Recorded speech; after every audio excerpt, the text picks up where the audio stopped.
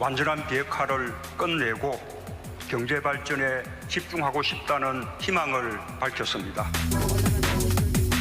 동남 관계 발전과 평화 번영의 여정에서 또 하나의 새로운 이정표로 될 소중한 결실을 만들어냈습니다.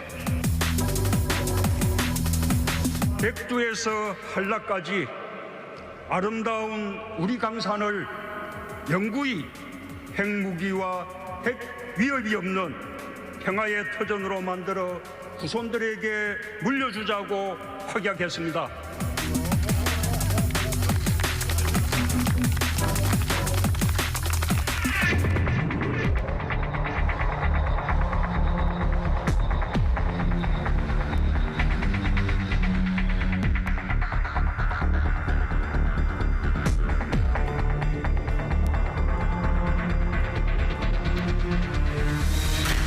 Hola, buenas tardes, bienvenidos. Y todo eso que quedó expresado en el material periodístico que ustedes vieron recién, condensado en 17 páginas. 17 páginas que, si se cumplen, son toda una verdadera revolución. A propósito, en esta revolución, ¿Estados Unidos qué papel va a jugar? Porque hasta ahora se lo vio, si se me permite el término callejero, un poco a la retranque con la guardia levantada. China y Rusia, Japón, ¿qué papel van a jugar en esto que parece ser un avance?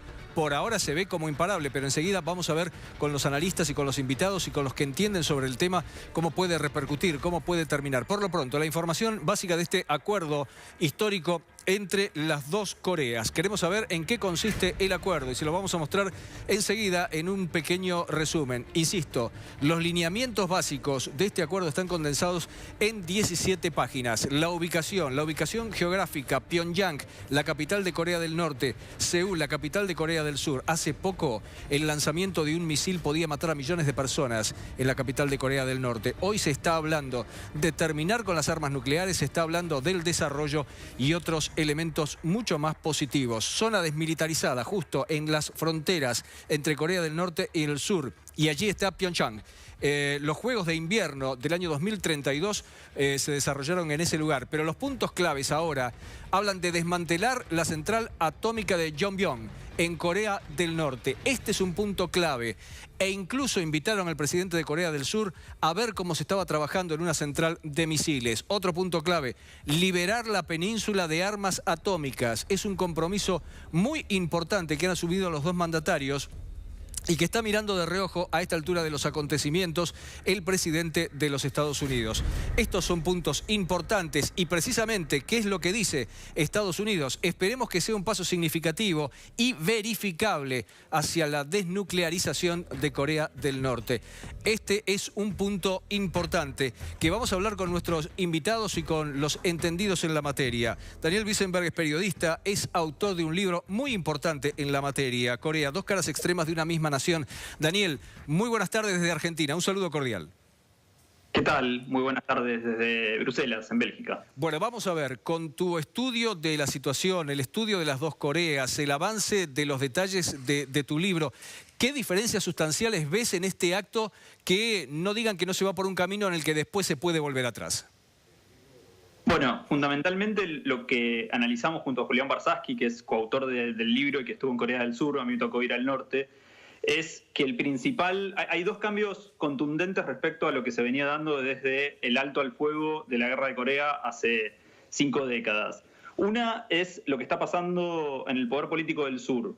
Moon, el presidente surcoreano, está dispuesto a dialogar a pesar de que Estados Unidos o Washington muchas veces no lo recomiende. Recordemos, una semana antes de este encuentro entre los dos presidentes de las dos Coreas, Donald Trump le había pedido a Corea del Sur que no siga adelante con las conversaciones hasta tener más muestras de la desnuclearización de Corea del Norte. Sin embargo, Moon siguió adelante, apostó mucho más allá de las recomendaciones de Trump. Y el otro cambio fundamental está en su contraparte. Kim Jong-un está mucho más dispuesto a dialogar en este momento que sus antecesores, su padre y su abuelo, que fueron el fundador del régimen y la continuidad, ¿no? Digamos. Este cambio de postura de Estado entre estos dos nuevos presidentes, porque Kim Jong-un lleva pocos años en el poder, es la gran novedad, y creo que también que es un proceso bien coreano. en donde las Coreas están tomando la delantera y ya no son, como fueron en el fin de la guerra de Corea, la Unión Soviética, Estados Unidos o China y Rusia los principales actores, sino que es una iniciativa bien local, bien de la península. Dame un segundo, por favor, Daniel. En instantes, en TN Internacional, vamos a hablar de Venezuela. En instantes vamos a hablar de la tragedia que vive México, con la aparición de cadáveres, centenares de cadáveres todos los días. Venezuela, la represión, el hambre. ¿Qué hace la comunidad internacional ante este drama humanitario de proporciones? Y como les decía, también México. México, que tiene un nivel de violencia sorprendente. Un tráiler con más de 200 cadáveres apareció. Enseguida le vamos a contar y en detalle también esta historia. Y por supuesto estamos pendientes de lo que pasa con el tiempo en Buenos Aires. En la realidad internacional no nos hace perder de vista lo que está pasando en Buenos Aires y en buena parte del país. Estamos muy atentos a la tormenta que se viene. Hay alertas importantes. Quiero volver a contactar nuevamente con Daniel. Rasgos de independencia que mencionabas bien en los dos mandatarios. No me sorprende tanto del mandatario de Corea del Sur, que tiene un margen para moverse, pero el mandatario de Corea del Norte es muy joven y si bien es poderoso, ¿cómo hace para mantener este giro ante el núcleo más duro de un régimen tan severo como ese? Bueno, en los últimos años ha habido movimientos que era muy difícil identificar porque nunca se hicieron públicos, pero que tuvieron síntomas al interior del poder político norcoreano. Recordemos que uno de los hermanos de Kim Jong-un, que iba a ser el sucesor de su padre y finalmente fue desterrado, no podía regresar a Corea del Norte, fue asesinado en Malasia hace menos de un año, hace muy poco tiempo. Esos gestos con diplomáticos de algunas embajadas de Corea del Norte daban a entender que había cierta tensión. Kim Jong-un, la lectura que hacen la mayoría de los analistas internacionales es que su principal preocupación era conservar el poder, ya internamente, entre las disputas internas, como ante las amenazas externas. Él quería, desde el punto de vista externo, evitar terminar como Saddam Hussein o como Gaddafi en Libia. No quería ese final, quería una salida negociada y para eso lo que siempre buscó, amenazando, tornándose como peligroso, era que le garanticen que no lo iban a sacar del poder. Y yo creo que la aparición de Moon en escena le dio esa garantía, ¿no? Apareció un puente de diálogo que le dijo, dialoguemos, porque aquí no va a estar en duda la continuidad del régimen Juche. Dame un segundo, por favor, porque tenemos una prestigiosa invitada en la mesa también, que es Irma Argüello. Irma, buenas tardes, gracias por venir. Gracias por invitarme. No, por favor. Irma, ella es analista internacional. ¿Alguna vez pensaste en ver un capítulo como este, con Estados Unidos de momento fuera, aunque observando, con China fuera, aunque observando, Rusia, Japón, dos mandatarios de Corea del Norte, dos mandatarios de Corea del Norte y de Corea del Sur, 4 reuniones prácticamente en poco tiempo porque están prometiendo en nada la cuarta, y un presidente de uno de los países visitando instalaciones militares que ellos prometen desmantelar? Esto tiene una dinámica impensada.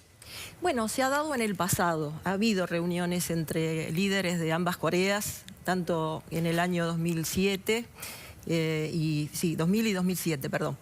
Esas reuniones no progresaron. La comunidad internacional también ha visitado instalaciones, incluso ha habido desmantelamiento de instalaciones previas con el mandatario anterior, Kim Jong-il. Entonces, si vos me decís, yo te diría que, y escuchando también al colega desde Bruselas, habría que tener un cauto escepticismo respecto de esta situación. Por un lado, yo pienso que es un proceso que se tiene que transitar, que es un proceso muy positivo, sobre todo para las dos Coreas, para la gente de Corea del Norte y de Corea del Sur. Porque ahí hay cuestiones humanitarias que son muy de fondo, familias separadas, ya desde la guerra de Corea, que terminó en el año 1953, o sea, hace muchísimos años. Pero desde el punto de vista de la desnuclearización, ya es palabras mayores. La desnuclearización es un proceso que se ha prometido en el pasado, pero que hoy día, o sea, para poder confiar en que esta promesa se haga realidad, tendría que ser en términos de que esta desnuclearización sea tanto total, verificable e irreversible, que serían los parámetros, ¿no es cierto? Daniel, Irma acaba de mencionar algo muy importante y me parece que son los términos humanitarios que también están pesando en una situación compleja desde varios puntos de vista.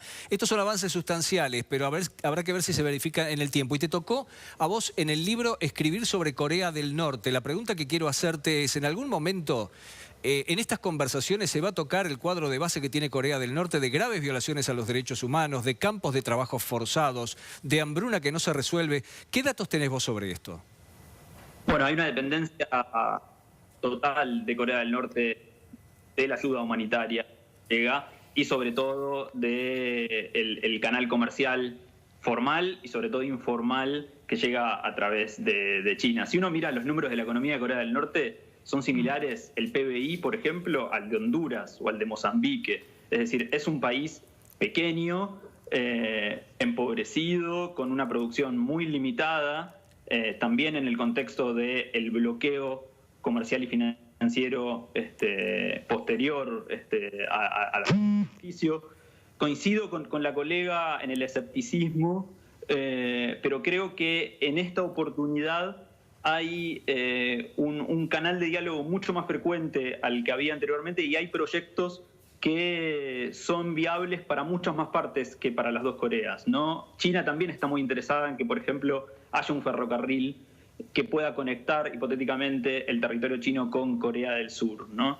Entonces, creo que en ese contexto se están poniendo por encima los negocios y la política que la situación humanitaria del pueblo norcoreano, que de todos modos se vería colateralmente beneficiado porque ese aislamiento absolutamente hermético, increíble hermético, que se vivió en Corea del Norte era inédito y estaba subsumiendo a la gente en hambrunas, claro, y en imposibilidad de acceso a muchísimos bienes y servicios. El hablar con los que más saben, y que es una de las misiones que tiene TEN Internacional, tiene esta ventaja, que cada uno de ellos con su conocimiento me va dejando el pie también para otra pregunta. Mencionaba a China, mencionaba el interés del desarrollo de obras viales, de desarrollo ferroviarios, de terminar con ejercicios militares, y esto nos mete de lleno en la región. Irma, la región está observando con más interés que nadie lo que pasa allí. ¿Cuál imaginás en este escenario el rol de China, el rol de Rusia, el rol de Japón, que ha llegado a amenazar al régimen de Corea del Norte, y ni hablar de Estados Unidos? Bueno, en el pasado ha habido conversaciones de las 6 partes, donde de alguna manera estas conversaciones involucraban a todos los actores.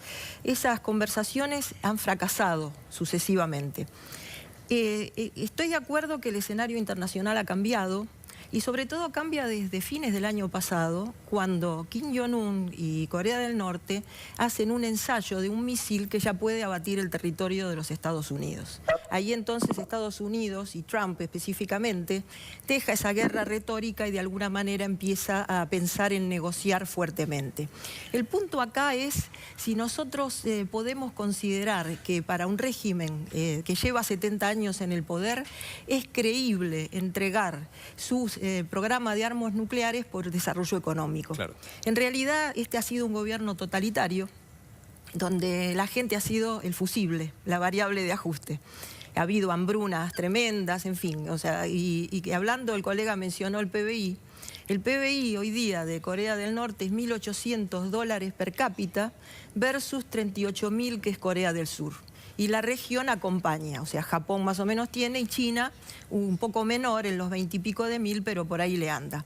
Entonces, por supuesto que también aquí se dio otra paradoja que es muy interesante. Países duros como China y Rusia se han convertido en amables negociadores y en amables mediadores de esta situación. Bien. Y ahora el duro es Estados Unidos con Donald Trump. Irma, dame un segundo, por favor. Quiero recordarles los temas de TEN Internacional hoy. En un ratito nada más, Venezuela. ¿Qué dice Amnistía Internacional sobre este desastre humanitario? ¿Qué va a pasar con la hambruna? Han perdido 11 kilos de promedio, mientras en Turquía se daban festivales de carne. Nicolás Maduro y su comitiva. La fuerte represión. ¿Hasta dónde aguanta el régimen venezolano? Y también México. La muerte que se enseñorea en distintos puntos del país. Jalisco es un punto de observación, pero es solamente uno. ¿Qué va a hacer el presidente López Obrador con esto? ¿Tiene un plan para esto? El último escenario es horrible. En ese tráiler había más de 200 cadáveres. La verdad es que es un verdadero desastre. Eso enseguida.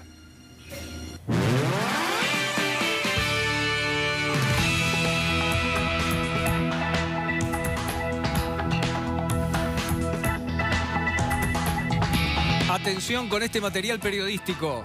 Sucedió hace algunos minutos. Esto es Irán. Hombres armados abrieron fuego contra un desfile militar en la ciudad de Ahvaz y causaron la muerte por lo menos a 25 personas. Había militares y civiles. Por lo menos heridos 60 personas. Los atacantes dispararon desde un parque cerca del desfile. Vestían uniformes militares, según coinciden casi todos los informes.